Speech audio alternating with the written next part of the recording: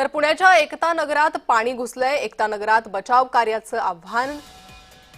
ज्येष्ठ नागरिकांचं स्थलांतर करताना अडचणी निर्माण होत आहेत। एकता नगरमध्ये बचाव कार्य सुरू आहे, मात्र हे बचाव कार्य करताना आव्हान निर्माण झालेलं आहे। ज्येष्ठ नागरिकांचं स्थलांतर करताना अडचणी येत आहेत। तर एकता नगरमध्ये पाणी घुसलेलं आहे। पाण्याची दृश्य आपण पाहतोय। मुसळधार पावसानंतर एकता नगरला फटका बसलाय।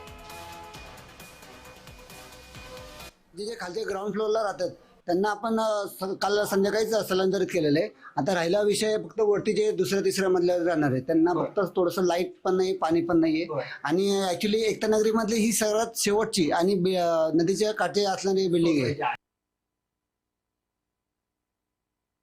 एकता नगर सोसायटीमध्ये पाण्याचा विसर्ग जो आहे तो मोठ्या प्रमाणामध्ये सोडल्यानंतर सोसायटीमध्ये पाणी शिरलंय। आपण जर पाहतोय की हे सगळे नागरिक जे आहेत ते आता स्थलांतरित होत आहेत। तुम्ही कुठे राहायला आहात आणि आता पाणी जवळपास गुडघ्यापर्यंत आपल्याला पाहायला मिळतंय? जलपूजन अपार्टमेंट। अच्छा, आता कुठे तुमची व्यवस्था करण्यात आलेली आहे? माहिती नाही आता।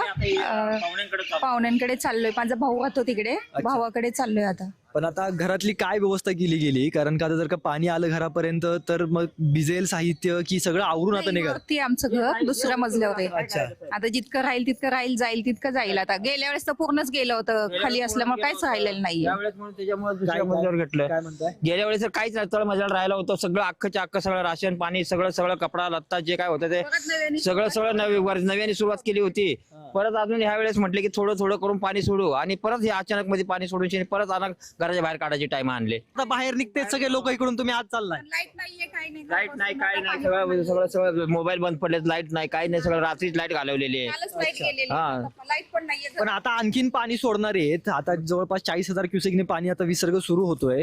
कुठपर्यंत फटका बसेल लोकांना? लोकांच्या घरामध्ये पाणी? हे कमीत कमी या पहिल्या पार्किंग पर्यंत आता आमच्या पार्किंग मध्ये पूर्ण पाणीच आहे, गुडघ्याच्या वर पाणी गेलेलं आहे, आता कमरेपर्यंत पाणी आलेलं आहे। मग त्याच्यामुळे आता सगळं खाणं पिणं सगळं बंद होण्यापेक्षा आपलं कुठेतरी जावं म्हणून आपले पाहुण्यांकडे निघालो आम्ही। आत्ताच या स्थानिकांना जे आहे ते हलवण्यासाठी मोहीम जी आहे ती सगळ्या यंत्रणेने हाती घेतलेली पाहायला मिळते। कॅमेरा पर्सन दीप मिश्रासह रोहन कदम, जय महाराष्ट्र न्यूज, पुणे। तर पुण्याच्या एकता नगरमध्ये पाणी घुसलेलं आहे। नागरिकांचे हाल होत आहेत।